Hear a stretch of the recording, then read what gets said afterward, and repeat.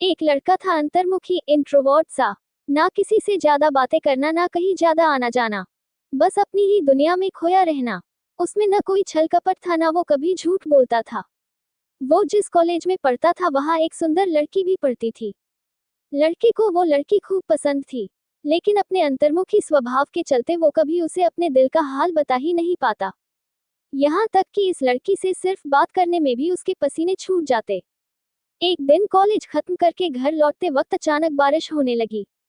लड़का बारिश से बचने के लिए एक पेड़ के नीचे जाकर खड़ा हो गया। सद्भाग्य से उसी पेड़ के नीचे वही लड़की भी खड़ी थी जिसे लड़का पसंद करता था। लड़का मन ही मन बहुत खुश हो गया। लड़की भी लड़के की तरफ देखकर मुस्कुराई।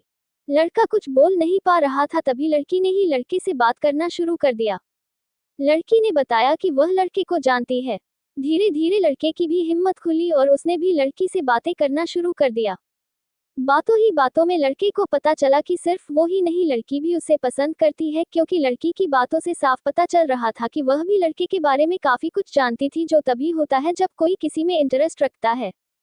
बारिश और ज्यादा जोर से होने लगी और पेड़ के पत्तों से पानी की बूंदें उन दोनों पर गिरने लगी। उनसे बचने के लिए वह और पास खड़े हो गए। इतने पास खड़े होने पर लड़के और लड़की की एक दूसरे के प्रति की भावनाएं ज्यादा स्ट्रांग हो गई। लड़के ने जीवन में पहली बार हिम्मत करके लड़की से बोल दिया कि वह उसे पसंद करता है। लड़की खुश हो गई और उसने भी यह बात मानी कि वह भी लड़के को काफी पसंद करती है। इस तरह से दोनों का प्यार उस पेड़ के नीचे एक नई मंजिल को पा गया। अब दोनों में उसी पेड़ के नीचे कई मुलाकातें होने लगी। वे अब एक दूसरे के बिना रह नहीं सकते थे। वे अक्सर किसी ना किसी बहाने से उस पेड़ के पास आते और एक दूसरे से मिलते और एक दूसरे से अपने मन की बातें करते। एक दिन ऐसे ही प्यार भरी बातें करते करते लड़की ने लड़के से कहा कि वो अब उसके बिना नहीं रह सकती। उन्हें जल्दी ही अब एक हो जाना चाहिए, शादी कर लेनी चाहिए।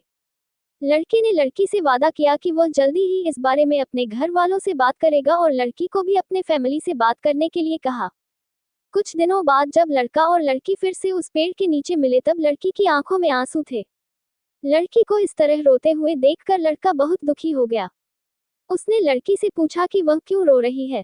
लड़की ने बताया कि उसने अपने घर वालों से उनकी शादी के लिए बात की तो उसके घर वाले बिल्कुल नहीं माने और उन्होंने जबरदस्ती उसकी शादी किसी और से तय कर दी। उसकी मां ने उसे कसम दी है कि अगर उसने उनके खिलाफ जाकर शादी की तो वह उसका मरा हुआ मुंह देखेगी। लड़की ने लड़के से माफी मांगी और कहा कि हो सके तो उसे भूल जाए। लड़का लड़की की बातें सुनता रहा और उसकी आंखों से आंसू बहते रहे। लड़के को रोते हुए छोड़कर लड़की अपने आंखों में आंसुओं के साथ अपने घर लौट गई। लड़की की शादी तय हो गई। शादी का दिन आ गया। लड़की सज धज कर बैठी हुई थी, लेकिन उसके चेहरे पर कोई खुशी नहीं थी। तभी लड़की को एक पार्सल मिला जिसके ऊपर एक चिट्ठी भी थी। लड़की ने उस पार्सल से चिट्ठी को निकाला और उसे खोलकर पढ़ा।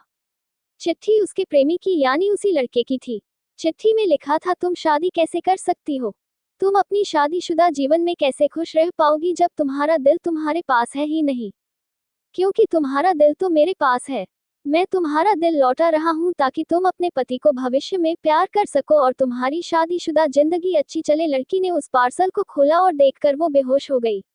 उस पार्सल में उस लड़के का खून से लथपथ दिल था जो उसने निकाल कर उसे भेजा था। दोस्तों, उम्मीद करती हूँ आपको हमारी कहानी पसंद आई होगी। कहानी पसंद आई है तो वीडियो को लाइक करें, चैनल पर नए हैं तो सब्सक्राइब करें और हाँ, नोटिफिकेशन बेल को जरूर दबाएं ताकि अगली अपडेट सबसे पहले आपको मिले।